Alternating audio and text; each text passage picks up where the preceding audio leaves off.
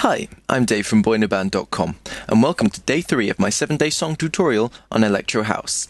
In Day 2, I taught you how to make a sexy Electro House bass line.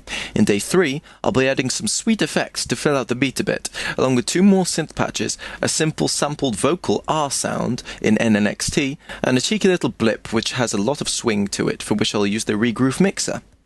Okay, let's begin. I'll start with the effects. Right-click and create a combinator and name it Effects. Inside the combinator, create an instance of ReDrum Drum Computer. And now, initialize the patch, and then you will go about loading up the samples you want to. I've made a patch already, just for this tutorial, which contains some samples from the Reason Factory sound bank, and also a nice glitchy sample from the free boinoband.com Glitch Hop sample pack. So, in the pack, the samples I'll use are this short ah sound, this phone click sound, which has a cool kind of bip to it.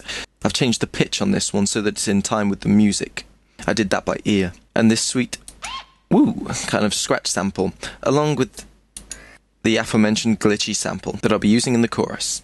I'll be using a different note lane for each sample so I can vary them a bit if I feel the need to.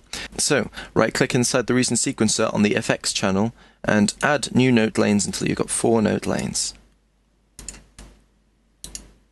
And then name them all.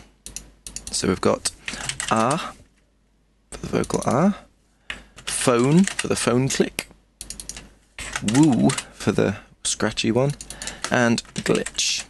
Now, if I zoom out a bit and move this down, I'm going to start adding in the ah sample. So, I'll extend the steps on the ReDrum sequencer to 32, and I'll put the sample on the 13, and if we go edit steps, move to 17 to 32, I'll put it on the 7th one here, which is actually the 23rd step of all 32 steps.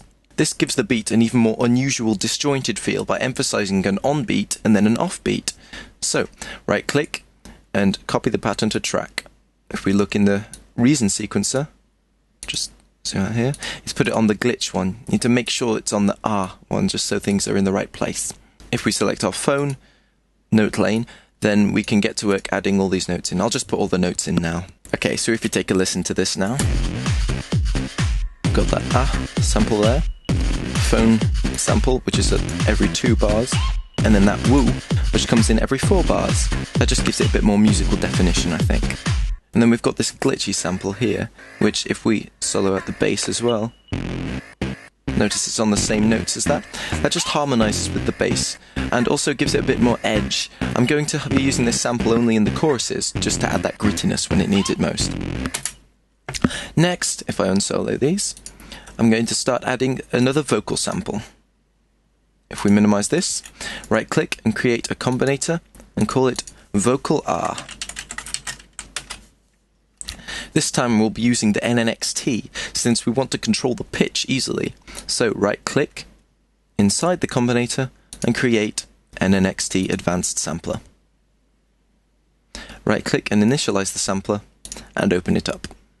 Now, under the sample column, right-click and click Add Zone to make a new zone for your sample. Double-click where it says No Sample, and select the sample you want. I'll be going into the voice section under the NN19 sampler patches, and choir female R, and just this A note here. Now, if you're a perfectionist, you might want to move the root note to A, just so it matches in with the sample, either by clicking and dragging the bar here, just to A, or you can do it by moving the root dial down the bottom here, just up to the A. Now we've got this sample in, it's time to add some notes. I'll just use that default A note at the end of each 2-bar phrase. On every 4th bar, I'll extend the note though, and add something to make it a bit more catchy and sexy, a bit of pitch bend, so I'll just put in those notes now. There, I've got the notes in here in the Reason sequencer, and now we're going to add the pitch bend. So, on the combinator, right-click on Pitch, and click Edit Automation. That just makes a new note lane for the automation of the pitch bend. Using the pencil tool, drag an area over where you want to do the pitch bend, and double-click it with the selection tool. If we zoom in, we can start getting to work adding this pitch bend. For a bit more accuracy, if you click switch to edit mode and then just drag this section up a bit, you can actually zoom in and see some values on the side here. I want to go up to about the 2000 mark, just to span a few semitones during the pitch bend. And yep, and there it starts on the start of the note here, as you can see. So if we take a listen to this now. There's the first one, and the second one with pitch bend. That's cool. Sweet, and then you can use the selection tool just to copy it across to the next one as well. Lastly, I'll make a cool little blip sound to add something a bit more interesting into the loop. So, again, let's minimize this and create another combinator. Just keeps things tidy, creating combinators. Name it blip, and insert, see if you can guess, Thor Polysonic Synthesizer. Initialize Thor, and open it up by clicking Show Programmer. I'll just add in some notes that we can work with. Okay, I've just added in these two little simple one-note riffs, which we'll make more interesting in a second. Back to Thor. Actually, if I solo this out, we can have a listen to it as it builds up. We want to create two analog oscillators and an FM pair oscillator. Take the octave of one analog oscillator up by 1, and set the FM pair oscillator so the carrier is 2 and the mod is 5. If you want a bit more of an explanation on how FM pair oscillators work, check out my tutorial on the advanced features of Thor. Also turn the FM knob around about halfway, just to bring out the high end of it, and click 2 and 3 to send all 3 oscillators through. Now if we take a listen to this now, you can hear that there is a high pitchedness to the sound now. So if we have a listen to how it was before, then if we dial in the other two, there we go. Next, we're going to turn it into a blip. So turn the frequency on the filter to about 1.5 kilohertz, just so there's enough of the low end in there so it punches through, but mostly it's high end. And then turn the resonance rather up to about 32, just to bring out that high end. Turn the env amount up to about 80. That just makes the filter much more noticeably affected by the filter envelope down here. On the filter envelope, take the decay down. If I play this for you now and then just notice how it changes into a blip as the decay comes down. So if we take the decay down to about 122 milliseconds, something like that. 140, that'll do. And this is what will give the attack of the blip. Leave the sustain in the middle, but if we take the release down as well. Now there's the basis of our blip. So this is still a bit boring with just the straight notes. So the last thing we're going to do is add a bit of swing with the ReGroove mixer. So click ReGroove mixer down the bottom here, and we're going to add in a preset. Click the open button on channel A1, and then navigate to Reason Factory Soundbank, ReGroove patches, and then MPC 60.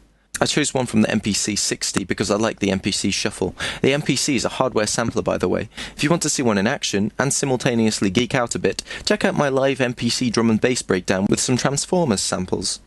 So I'm going to go for 66% shuffle in the end. So it's quite considerable, but not so much that it starts feeling like it's out of time. Now that we've got that in the ReGroove mixer here, it's time to apply it to the channel. So if we go take the ReGroove mixer down and have a listen.